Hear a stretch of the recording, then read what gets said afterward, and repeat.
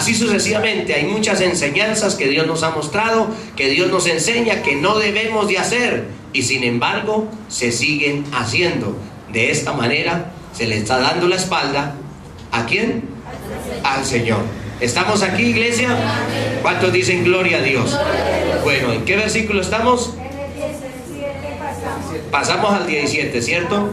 Y me dijo: ¿no has visto, hijo de hombre? Es cosa liviana para la casa de Judá hacer las abominaciones que hacen aquí. Después que han llenado de maldad la tierra, se volvieron a mí para irritarme. He aquí que aplican el ramo a sus narices. Explico. Una persona que se aleja de Dios y después quiere otra vez, cuando ya lo necesita, entonces volverse a Él. Habían personas en el libro de Jeremías donde dice la Biblia, gloria a Dios. ¿Sabe qué dice la Biblia? ¿Qué dice la palabra del Señor allí en Jeremías? Dicen que habían personas que iban y adoraban a las imágenes y después se volvían al Señor a consultar a Dios. Y el Señor decía: ¿para qué vienen a mí? Consulten hacia sus inmundicias, lo que ustedes están consultando, pero a mí, ¿por qué tienen que consultarme? Yo no les voy a responder, dijo el Señor. Entonces, ellos quieren alejarse del Señor buscando su propio beneficio, buscando su propia voluntad, su propio querer, y se vuelven a los ídolos y dejan al Señor. Pero cuando necesitan algo de Dios, cuando necesitan consultar a Dios, entonces ahí sí se vuelven a Él. Entonces aplican el ramo a sus propias narices. Gloria a Dios. ¿Cuántos dicen gloria a Dios? Versículo 18. Pues también yo procederé con furor, no perdonará mi ojo, ni tendré misericordia, y gritarán a mis oídos con gran voz, y no los oiré. Porque entonces ahí sí se comienza a buscar y a pedir: Señor, ayúdanos, Señor, sálvanos, Señor, tal cosa. Yo les decía el otro día que hoy en día es el momento de buscar de Dios. Hoy es el día en que usted y yo podemos servirle al Señor. Porque qué tal que cuando usted, una persona, mire, yo conozco, he ido en muchas personas que me han llamado y me han dicho: pastor, y estoy enfermo de cáncer. Y he ido a orar por esas personas. Algunas el Señor las ha levantado, la gloria sea para el Señor, por pura misericordia de Dios. Pero otras personas que yo he ido a orar, el Señor me dice: buscad a Jehová mientras puede ser hallado. Enseñándome el Señor, mostrándome el Señor que no le buscaron en el tiempo en que tenía que ser buscado. Sencillamente le buscaron ahora cuando ya viene el juicio de Dios sobre la persona.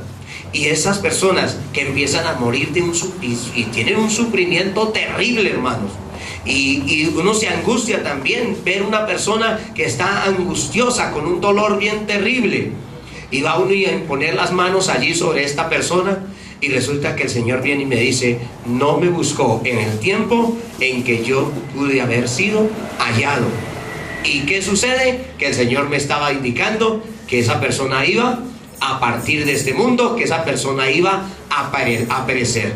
Entonces veo la situación delicada, veo la situación terrible, veo una situación donde las personas buscan al Señor. Es en un momento en el que no deben, en que ya no hay esperanza. La esperanza, hermanos, mientras que Dios puede ser hallado, busquémosle. Hoy en día usted está gozando de buena salud, búsquele. Hoy en día usted está gozando de la libertad de venir a los cultos, porque de aquí a mañana un hermano se puede envejecer de tal manera de que nadie lo quiere llevar al culto. Ya está viejito, no puede ir al culto porque tiene que sujetarse, ceñirse a lo que otras personas digan. Pero hoy en día usted está joven y usted puede venir a la iglesia, desea venir a la iglesia, puede venir, hágalo. Busque de la presencia de Dios, es el tiempo de hacerlo, porque hay que buscar al Señor en este tiempo en que puede ser hallado. El Señor tomó a este profeta, a este hombre Ezequiel, y lo tomó para mostrarle la cantidad de abominaciones que había en medio de Jerusalén. Cantidades de abominaciones.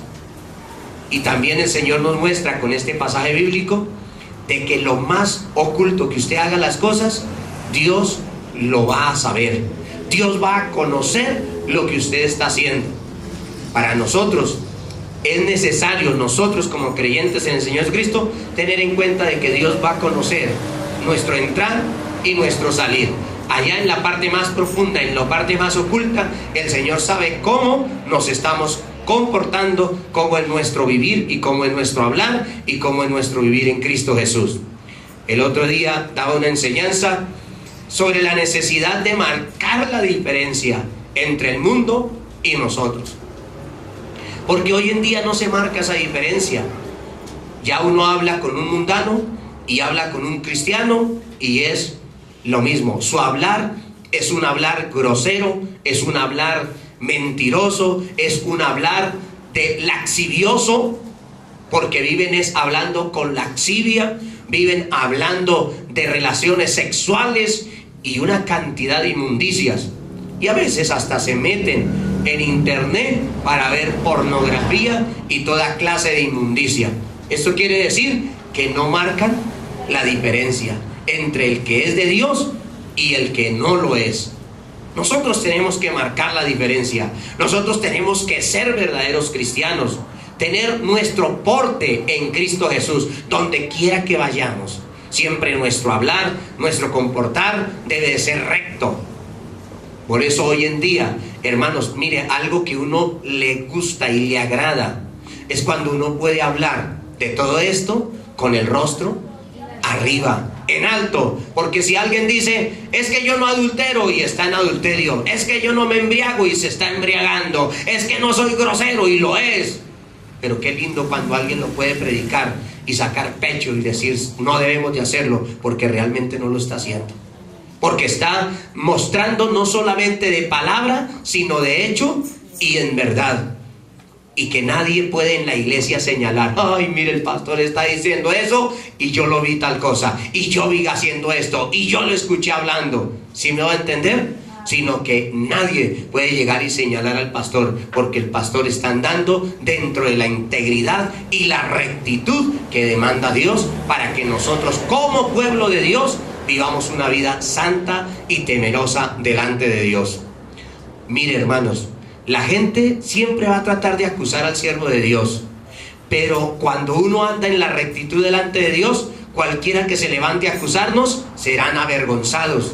Yo los he visto a personas que se han levantado contra mí para acusarme, y yo los he visto que yo, sin mover mi boca para defenderme, ellos mismos han quedado avergonzados. Y yo apenas en mi lugar secreto le digo, Señor, gloria a usted, porque usted avergüenza a nuestros enemigos, a los que se levantan contra nosotros en juicio. Dice la Biblia que Dios condenará toda boca, toda lengua que se levante contra nosotros en juicio, que ninguna arma forjada prosperará. Dios mío, el Señor cumple sus promesas.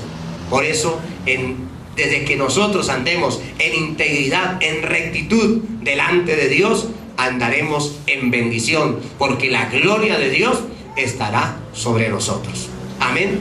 Pero estos ancianos, estos líderes que nosotros estábamos leyendo aquí en Ezequiel 8, encontramos que eran ancianos, eran líderes, pero estaban en unas terribles abominaciones. Había muchísima abominación, muchísima, hermanos. Idolatría, fornicaciones en todas las áreas, en toda clase de inmundicias estaban haciendo. Le habían dado la espalda a Dios. Tremendo lo que esta gente estaba haciendo. Pero ¿sabe qué me impacta también? Que era en la ciudad santa de Jerusalén. Jerusalén estaba allí con estas situaciones. Eso quiere decir que una iglesia, una congregación no está exenta de estar en pecado.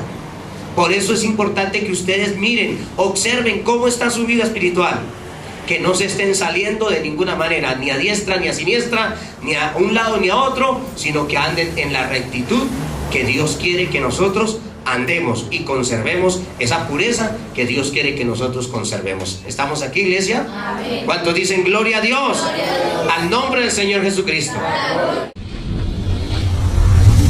Iglesia Cristiana de la Verdad, escudriñando las Escrituras.